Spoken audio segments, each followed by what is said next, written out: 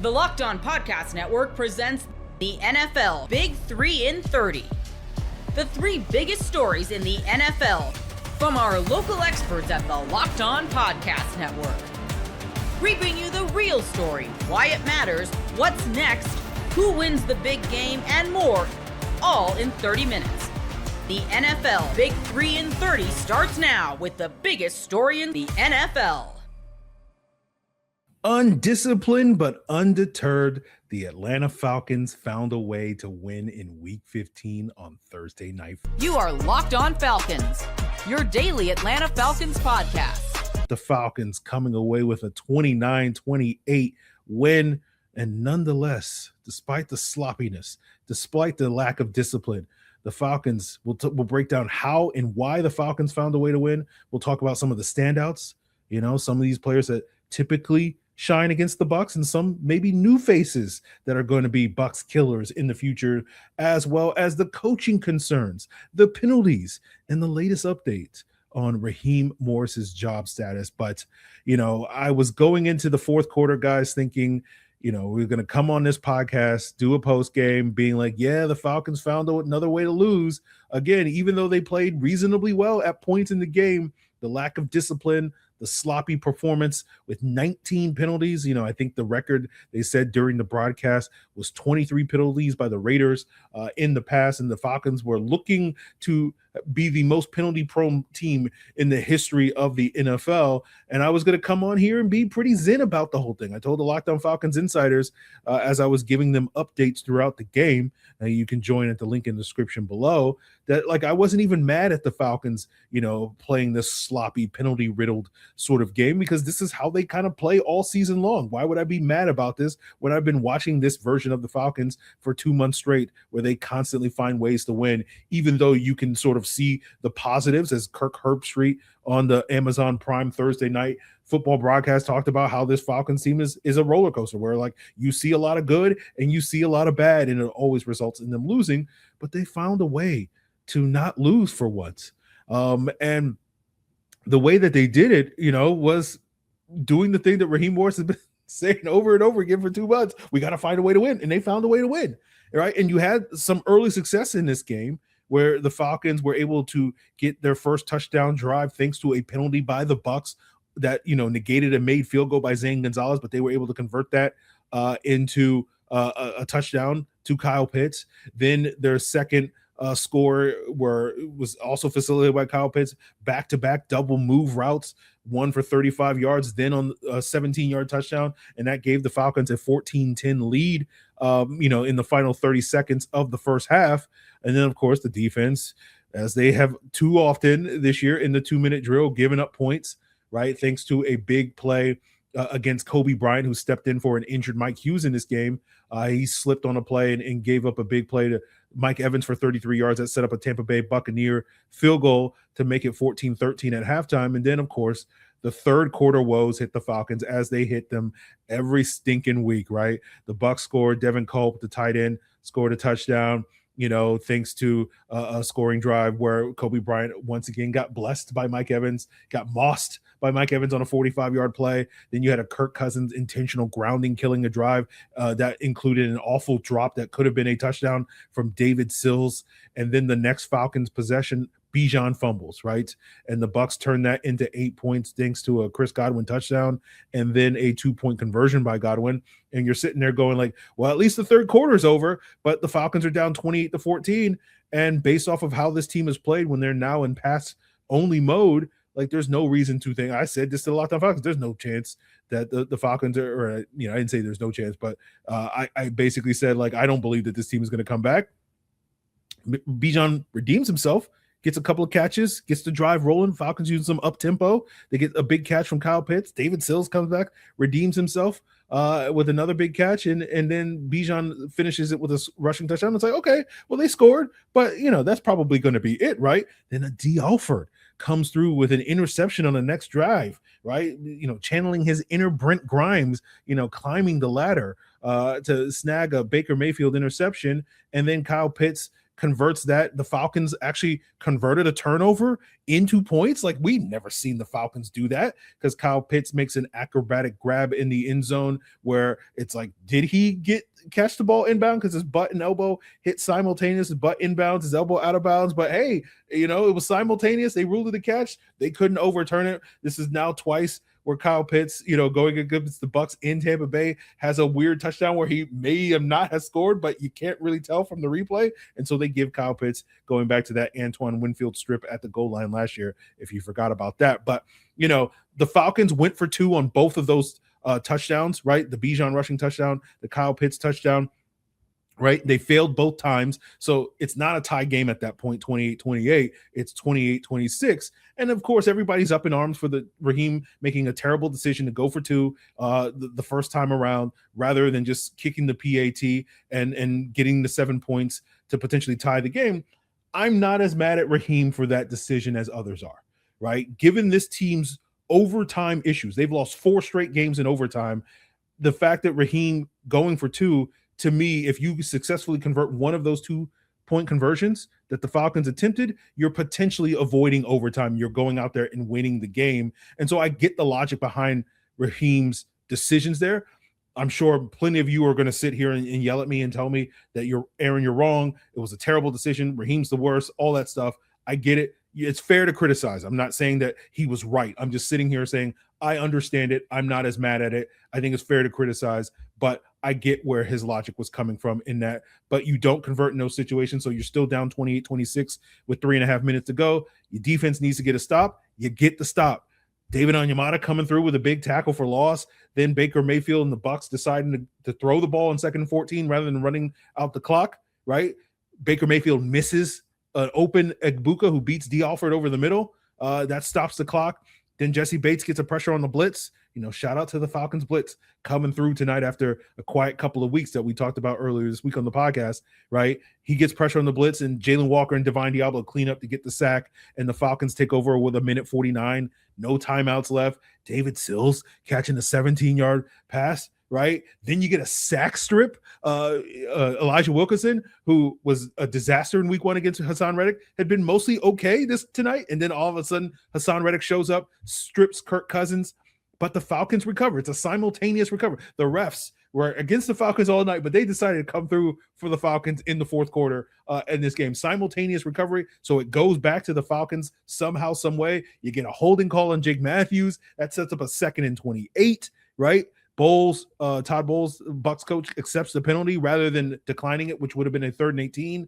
I'm sure James Yarko is flipping out on Locked On Bucs. I'm curious what his thoughts are, where that accepting that penalty basically meant the Falcons now had 3 tries to get 28 yards versus giving the Falcons only 2 tries to get 18 yards if he had declined the penalty.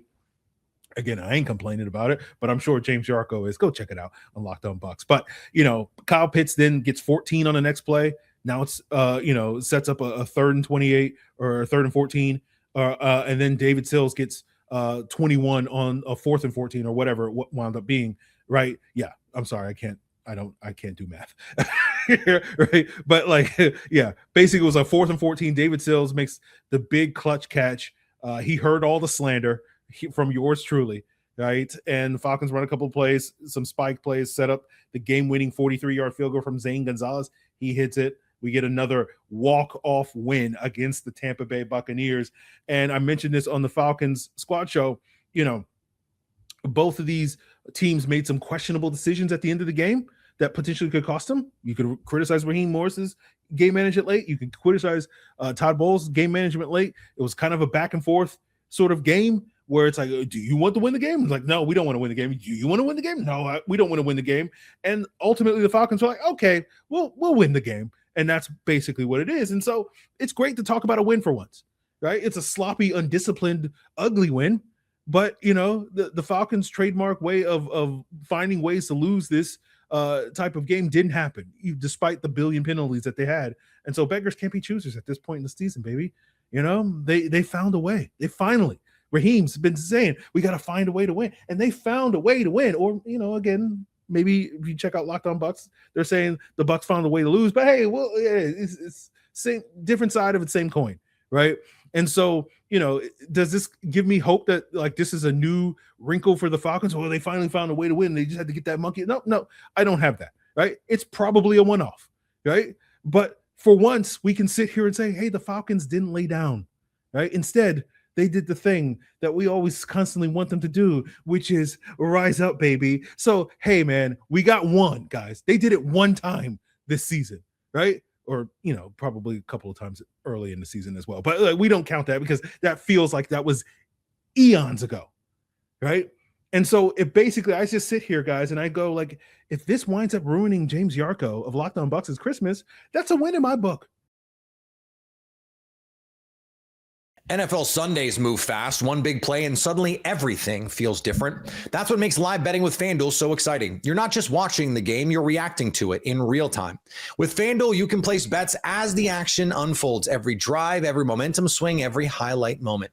You can bet next touchdown scores, drive results, totals, and more. It keeps you locked into every snap, every drive, every possibility. So if you want to be right in the middle of the action this season, visit FanDuel.com and place your NFL live bets all season long. FanDuel, the game moves fast, and so can you. The Bucs blow a 2-score lead in the fourth quarter, and with it, likely blow their chances at the postseason. You are Locked On Buccaneers, your daily Tampa Bay Buccaneers podcast. I'm at a loss for words. Like that, I have to laugh through it because this is just so unbelievably ridiculous. To quote the great Michael Scott, it's over. We are screwed. This is the worst. In a game where the Buccaneers had a 28-14 lead with 13 minutes left, where the offense finally looked like it was about to turn the corner. You finally had Evans and Godwin and Ibuka and McMillan and Bucky all out there together. And it started off slow, but as the game progressed, it started to pick up and you started to see, okay, this is what this offense is actually capable of. It looked like the early stages of what we were expecting to see all season long. Mike Evans absolutely dominated this game. Had a couple of scares. He got undercut by Kobe Bryant, hurt his lower back, went out, came back, went down again, holding his shoulder. They checked him out. He said he was good. He came back again, 6 for 132 in his return. He had 8 yards fewer in this game than he had in the first 4 games combined. But it's the same old crap. You didn't get a stop on defense when you needed it the most. You had no answer for Kyle Pitts whatsoever. And I was talking with the insiders quite a bit. I was talking on Twitter, and a lot of people were saying, Pitts only ever looks good against the Bucs. That's not entirely true. Pitts has been a good tight end, but this is why he was drafted as high as he was. This is why, he had so much hype around him, and this is what he's capable of when he's finally utilized in the right way. But the Bucs were handing it to him on a silver platter. And it goes back to what I said all week long.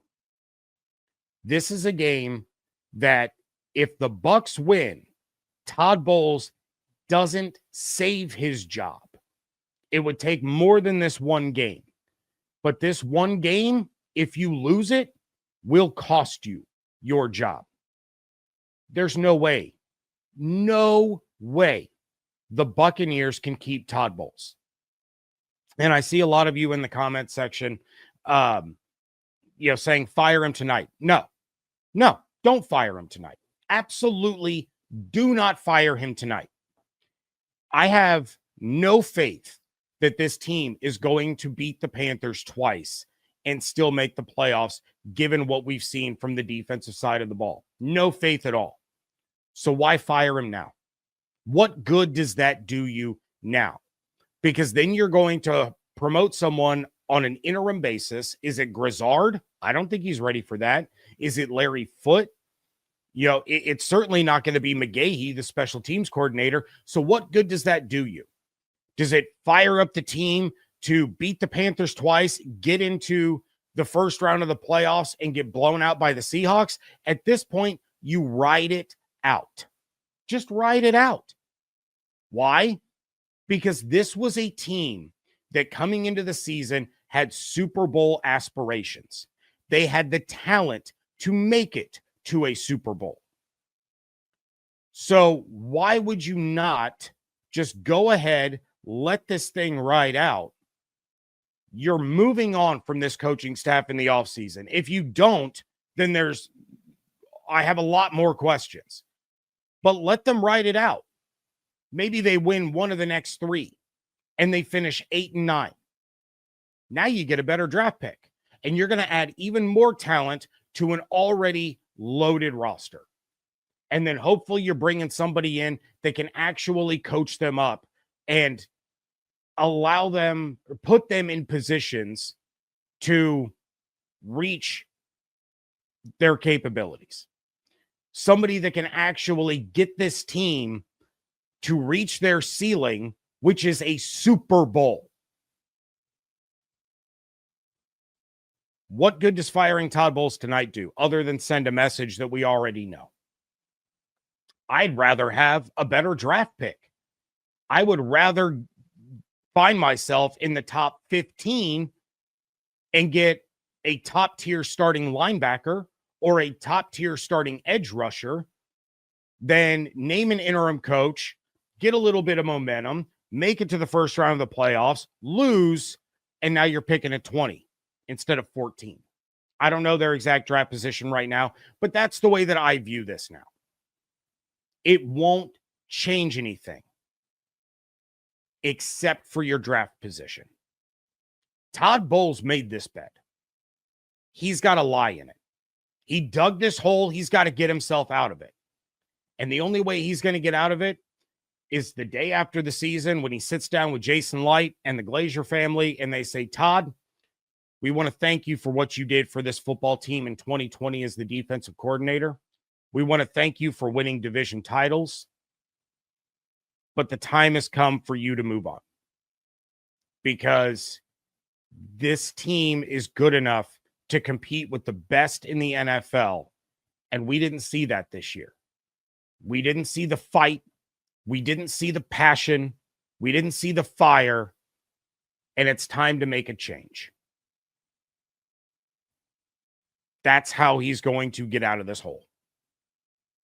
May not be by his choice. Maybe he does decide that he just wants to walk away instead of, you can't fire me, I quit. Maybe he says, I've decided to retire. We've heard those rumors for a little while.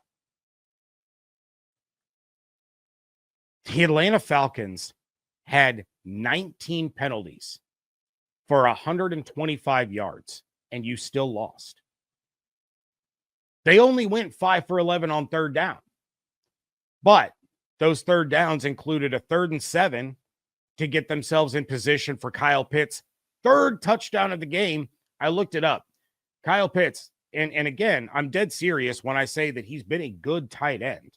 I believe that he has the 5th most receiving yards of any tight end since he entered the league. But he has scored 3 or fewer touchdowns in 4 of his 5 seasons. And he got a hat trick against the Bucs in their house. You had Atlanta 3rd and 28. 3rd and 28.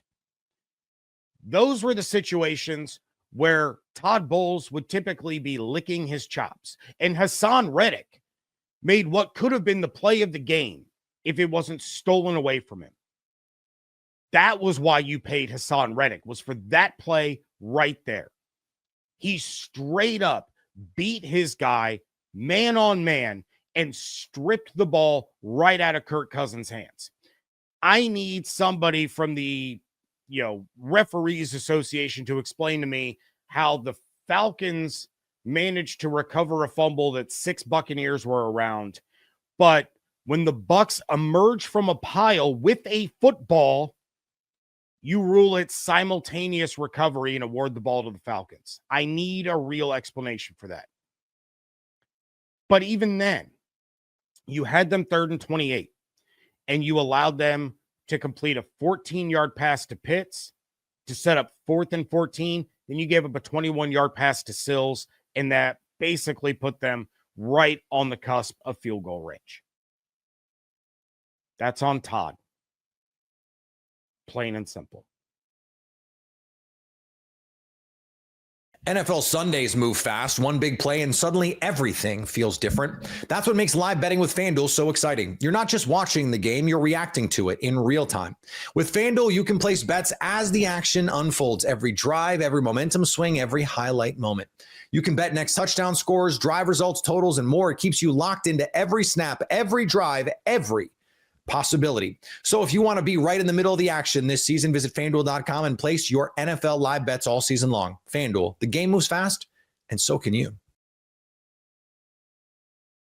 The matchup that I think has the most juice in the NFL today, Lions-Rams.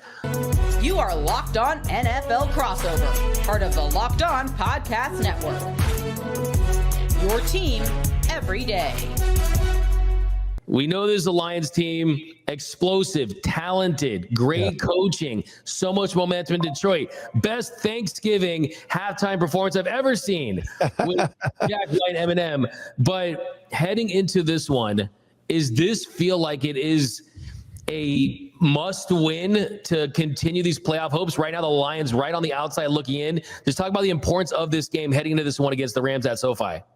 Yeah, Doug, always good to see you. I wouldn't call it a must-win yet, and I think this is going to be a very difficult game for the Lions to win because the Rams are playing so well, and the Lions are going to have to travel out west and win a game that is going to be very difficult to win just because of how well the Rams are playing and how good Matthew Stafford and that offense have been. And don't forget about that front four you guys have, really that front three and the two outside linebackers. It's going to be tough to block that Rams front. With that being said, you're right. Detroit's sitting in a spot at 8-5 where they're on the outside looking in right now for the playoffs. But if they lose this game, I'm not going to get on the air on Monday or even on Sunday on my post-game show and say it's over. It's not. Then they would have to beat the Steelers and Vikings to set up what I think would be a win and in situation against the Bears. I think it's in week 18. I think it's going to come down to that game at Soldier Field. So I think Chicago is going to lose a couple games coming up, whether it's Green Bay, whether it's at San Francisco, which could set up a situation where the Bears are a game up on the Lions with one to play. Lions win, then they'd be in because they have the tiebreaker in a sweep of Chicago. So I'm not saying this is a must-win, but, man, it would be nice for the Lions to maybe shock a lot of people and beat a really, really good team on the road here. Don't worry, Matt. I set you up for that because one of my biggest pet peeves in sports is when people call something a must win when it technically is not a must win, whether it eliminates you from playoff contention, whether you're eliminating the playoffs in maybe a 5-7 game series or a one and done game. So I could not agree with you more. Not a must win for the Lions, but as you point out, it would be really nice. It would make life a lot better for Detroit to win. If you're the Rams, you want to win this game because really the playoffs have begun for the Rams when you look at this 2 games that they have. You got the Lions at home at SoFi Stadium, all the subplots, Jared Goff coming back to SoFi, the Lions beating the Rams in the playoffs. That one still stings very much for Rams fans. But if you win on Sunday, you clinch a playoff berth. And then you set up a matchup with the Seahawks on the road on Thursday Night Football that really puts you in a great spot to get that top seed in the NFC. So there's so much to play for on the Rams end. The Lions getting 5.5 points, the most they've got in a game in a long time, which surprises me a little bit. But I think for this one, you always have to start Lions versus Rams with Matthew Stafford and Jared Goff. And Matthew Stafford, Lions legend, is possibly playing his best football of his career, the front runner to win the MVP this season. It's just been this magical year for Matt Stafford. He didn't have his best game against the Carolina Panthers, and some were wondering, does that open the door for Drake May to step in and possibly win that award? And then he has another big showing against the Cardinals, 3 touchdowns. And no interception. So yeah, just kind of from the outside looking in, I know that you probably have followed Matthew Stafford for even longer than I have. Yeah. What is it like to see him having this success this year with the Rams? I don't think it's a surprise to anybody how good he's playing, especially here in Detroit. And if you recall years ago, after the Lions shipped him to LA and he won a Super Bowl, it turned into a Stafford love fest here as the Rams were making that run. The Lions won 3 games. All of a sudden, there were Detroit Rams t-shirts. People were adopting the Rams for that run. It was, I'm sorry, but it was wrong. It was stupid. I get the Stafford love. He wins the Super Bowl. But then you're right. Last couple of years, questions about his health. Will he even play this year? He's been awesome. And when you give him time, and they've revamped that offensive line over the last few years, and they're phenomenal. I'm a big Steve Avila fan. I love the Devontae Adams pickup. And he and Puka Nacua seem to have that connection that he and Calvin Johnson had. And it's scary. And I think Lion fans are past all this now. They love Jared Goff. They had the kind of the vitriol before the playoff game where fans 2 hours before the game were screaming Jared Goff's name, and the Jared Goff chant was born before that Rams game just to kind of show Stafford, hey, you're coming back, but we're rooting for our guy. And our guy won. And I think it's worked out for both teams. I really believe that. I think Stafford did the right thing by wanting to go and start something fresh and connecting with McVay. And I think Jared Goff got the right soft landing spot. And he's been very, very good here. So, but this year, man, and you tell me, Doug, I mean, he just seems to be playing at a different level and have this kind of running attack with those 2 kids behind him and that offensive line. I mean, it's the stage is set for him in the NFC, I think, to make a long run. No doubt about it. I mean, he's said it multiple times that he's having a blast. He's enjoying himself. And heading into this season, it was, can you even rely on Matthew Stafford? Will we have to turn to a Jimmy Garoppolo for multiple games this season? And I think to the delight of Rams fans everywhere, he's been better than you could have imagined. And just statistically, performance-wise, at age 37, I think a big reason why is other guys have emerged, right? Cooper Kupp, as much as we love Cooper Kupp here, he was not the Cooper Kupp that you know him to be for the last couple of seasons. You bring it to Devontae Adams. He leads the league in touchdown receptions. He improves this Rams red zone offense, which was one of the big reasons why they lost at Ford Field a couple years ago. And he helps turn them into a top 5 team in the red zone. Kyron Williams and Blake Corum, they've emerged as a 2-headed monster. Puka Nacua has taken another leap. You've seen them use the tight ends. Offensive line has protected him. So all those things working in synergy had led to just a Matthew Stafford that's been able to play free and healthy. And you know that he's always been one of the best pure throws of the football that we've ever seen. But I think Jared Goff, I will say, will always have a soft spot. Rams fans will for Jared Goff because he was that first top pick when they come back to LA, led him to some big wins, took him to the Super Bowl. I'm just upset that we didn't come up with the Jared Goff chant. Jared Goff. It was so easy. He was right there. Why didn't we come up with it? But it's so mind-blowing too. And you look at the numbers since the trade, the Rams 47-34, the Lions 47-33-1. That's 9th for the Rams, 8th for the Lions. 5 playoff wins for the Rams, 2 for the Lions. The Lions have turned into one of the most exciting teams in the NFL. They've completely gone 180 to what they were. And I think this is one of those extremely rare, both sides won the trade. And it's cool to see. But I also think that Jared Goff is going to want to go into SoFi, beat his old team. I think Matthew Stafford is going to show the Lions too. So I think that's always going to remain in there. It's interesting, Doug. It's the one thing Goff hasn't done. I mean, since he's come to Detroit, he's done it all. He won 2 playoff games here, which Stafford never did. He won 1 playoff game here, which Stafford never did. He's taken this team to division titles, which they hadn't done since the 90s. But you're right. He hasn't gone into his old house and won. The 2 wins, of course, over the Rams and his former team and coach were both at Ford Field. So this would be kind of a new thing for him to do. The offense seemed to click again last Thursday against Dallas. They put up a 40-burger on the Cowboys, so that's a good sign. Question's going to be, I don't think about the offense this week. I think they'll score some points, and certainly protecting Goff is huge. But I think the biggest issue for the Lions this weekend is going to be if they're both their safeties, Brian Branch, Kirby Joseph, both likely out. We know Branch is. Joseph, I don't think is going to play. That could spell doom against that passing attack.